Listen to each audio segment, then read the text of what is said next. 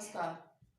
आज मैं बच्चों आपके लिए क्लास 7th और 8th के लिए पूनम शर्मा हिंदी टीचर रोगोड अकेडमी आप सबके लिए भाषा, व्याकरण और लिपि ये वाला चैप्टर आपके लिए लेके आई हूँ। जरा ध्यान से सुनना। मैं चाहती हूँ कि आप लोगों को मैं इसे समझा देती हूँ। समझने से ही आपको सारा आ जाएगा कि हाँ इस चैप्टर के अंदर क्या है, क्योंकि आप 6th क्लास में भी इसको पढ़ते ही आ रहे हैं, 5th क्लास में भी आप लोगों ने पढ़ा है। भाषा भाषा के पहले आप लोग समझिए कि भाषा क्या चीज है। सभ्यता में हमारी जो प्राचीन सभ्यता से लेकर के अब तक, शुरू से लेकर अब तक हमारा भाषा का ही प्रयोग हो रहा है। भाषा से ही हम सब कुछ अपने बारे में जानकारी हासिल करते हैं, दूसरों को अपने विचार प्रदान करते हैं, दूसरों के विचारों को सुनते हैं, समझते हैं। ये सब जितना भी हमारा जो भी कुछ रूप बैठता है हमारे से भाषा बैठता है। इसलिए हम कह सकते हैं कि भाषा वह साधन है जिसके द्वारा हम अपने मन के भावों विचारों को एक दूसरे को आदान प्रदान करते हैं, जो कि भाषा कहलाती है। फिर आता है हमारा भाषा। भाषा के कितने रूप होते हैं? भाषा के 2 रूप होते हैं, मौखिक और लिखित। मौखिक भाषा जो है वो हमारी प्राचीन भाषा है, जो कि शुरू से ही जब से हम जन्म लेते हैं और कहीं भी कहें और अब तक लेकर हम मौखिक भाषा का प्रयोग सबसे अधिक करते हैं। अत्यधिक अगर किसी चीज प्रयोग होती है, किसी भाषा का प्रयोग होता है, वह है मौखिक भाषा। मौखिक भाषा है जिसमें कि हम दूसरे व्यक्ति की विचारों को सुनते हैं और उसे अपनी भाषा को समझाते हैं। अपने भाषा के आधार पर जिसे कहते हैं कि बोलने द्वारा और सुनने द्वारा हम दूसरे को अपनी विचारों को आदान प्रदान करते हैं, जिसमें कि आपकी मौखिक भाषा में आता है बोलना और सुनना। फिर आता है लिखित भाषा। लिखित भाषा में हमारा आता है लिखना और पढ़ना, जहाँ पे हम दूसरे व्यक्ति को अपनी बात को समझाने के लिए लिखकर और पढ़कर समझाते हैं। कि हम लिखते हैं, सामने वाला को उसे पढ़ना चाहे तो उसे पढ़ के उसे समझ सकता है। इसलिए भाषा के 2 रूप है। विद्वानों के आधार पर भाषा का तीसरा रूप लिया गया है, वह है सांकेतिक भाषा, जो कि हमारे जीवन में उसका उपयोग जो है बहुत कम होता है। ये अत्यधिक चौराहे पर या किसी रेलवे स्टेशन, इस जगह हमारा सबसे अत्यधिक इनका प्रयोग होता है। वैसे आम भाषा में देखा जाए तो इसका प्रयोग हमारे जीवन में बहुत कम होता है। सांकेतिक भाषा, जो कि हम संकेतों के आधार पर समझते हैं, उसे सांकेतिक भाषा कहते हैं। नेक्स्ट चलता है हमारा, फिर आती है बोली। बोली क्या चीज होती है? बोली हमारा एक क्षेत्रीय फल है। बोली एक सीमित दायरा है, इसे विस्तृत दायरा नहीं कह सकते। बोली में साहित्य नहीं लिखा जाता, बोली में कोई विधाएं नहीं लिखी जाती। बोली एक तुम्हारा सीमित आधार होता है, जो कि सिर्फ तुम्हारे दायरे तक ही सीमित होता है। जहां आप रहते हो, जितने एरिया में आप रहते हो, वहां की भाषा किस तरह की है। और आप देखना चाहेंगे कि भाषा, अगर हम जिस एरिया में रहते हैं, इस एरिया से छोड़ के किसी दूसरे एरिया में चले जाते हैं तो भाषा में परिवर्तन हो जाता है। इसलिए हम कह सकते हैं कि बोली एक सीमित आधार पर हमारे प्रस्तुत होती है। बोली का जो क्षेत्रीय फल है वो एक सीमित है, वो विस्तृत नहीं है, इसमें कोई साहित्य नहीं लिखा जा सकता।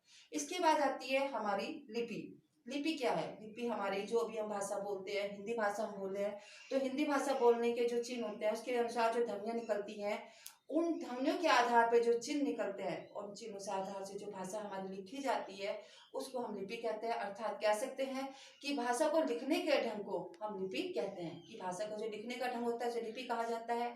वो लिखने का ढंग क्या है? जैसे कि हमारी उर्दू भाषा है, उर्दू की जो लिपि होगी हमारी फारसी, क्योंकि हम लोग वो वही लिख सकते हैं जिन्हें उर्दू आती है। पंजाबी लोग जो होते हैं उनकी जो लिपि होती है वो गुरुमुखी होती है, तो गुरुमुखी जो भाषा होती है उसका लिखने का तरीका भी अलग होता है, उनके चिन्ह अलग होते हैं। इस प्रकार हम कह सकते हैं कि लिपि क्या है, लिखने के ढंग को हम लिपि कहते हैं। नेक्स्ट पॉइंट आता है आपका मातृभाषा। मातृभाषा क्या है? कि जो बच्चा अपने परिवार से सीखता है, अपने परिवार से, अपने समाज के द्वारा जो कुछ सीखता है वो उसकी मातृभाषा कहलाती है। उसके ऊपर मुख्य रूप से अगर प्रभाव पड़ता है उसकी माँ और उसके परिवार का सबसे ज्यादा प्रभाव पड़ता है, जो उसकी मातृभाषा के रूप में कहलाता है। नेक्स्ट पॉइंट आता है आपका राजभाषा। राजभाषा क्या है? राजभाषा वह भाषा है जिसके आधार पर हमारे सरकारी कामकाज किए जाते हैं। सरकारी जो हमारे सरकार के द्वारा जो कामकाज होते हैं, राज्य भाषा में जो कार्य होते हैं, वो हमारे कार्य उसमें किए जाते हैं। राष्ट्रभाषा।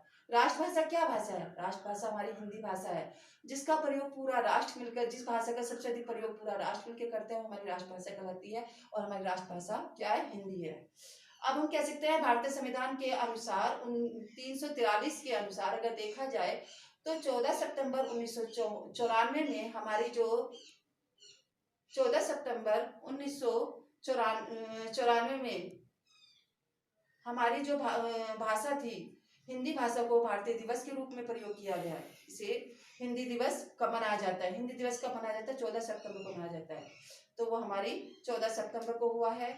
इसके आधार पर अगर हम चलते हैं व्याकरण, अब आता है आपका व्याकरण। व्याकरण में हमारा क्या है, व्याकरण हमारी भाषा को शुद्ध बोलना, लिखना, पढ़ना हमें सिखाता है।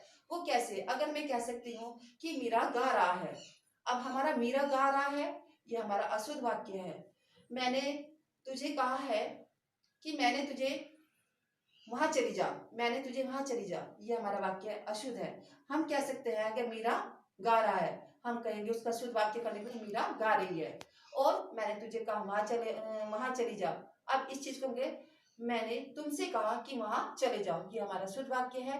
अब हमारे शुद्ध वाक्य किस आधार पर होते हैं, शुद्ध वाक्य हमारे क्रिया के आधार पर और लिंग के आधार पर देखा जाता है कि लिंग के आधार पर हमारी क्रिया क्या कहलाती है, उसके आधार पर हम शुद्ध और अशुद्ध वाक्य का प्रयोग करते हैं। वाक्य के अनुसार अगर देखा जाए तो व्याकरण के हमारे 3 भेद होते हैं, एक होता है वर्ण विचार, एक होता है हमारा शब्द विचार, दूसरा होता है हमारा वाक्य विचार। वर्ण विचार के आधार पर उसमें वर्णों का प्रयोग किया जाता है, जिसमें कि हमारे वर्ण कितने प्रकार के होते हैं, कौन कौन से होते हैं, फिर उनका रूप तैयार किया जाता है, जो कि हम आगे चल के पढ़ेंगे। शब्द विचार, शब्द विचार के आधार पर हमारे शब्द कितने प्रकार के होते हैं, बनावट के आधार पर और रचना के आधार पर, किन किन आधार पर इसके कितने भेद होते हैं, ये सारा ये भी हम अपने नेक्स्ट अगले चैप्टर में आकर के पढ़ेंगे। ऐसे ही हमारा वाक्य विचार है, वाक्य क्या होते हैं, कितने प्रकार के होते हैं, इसके कितने होते हैं, जो आप आगे चल के पढ़ेंगे। यही मैं अपने भाषा के लिपि, भाषा, बोली और व्याकरण के जो मेरा अभ्यास है इस पर विराम देती हूँ। धन्यवाद।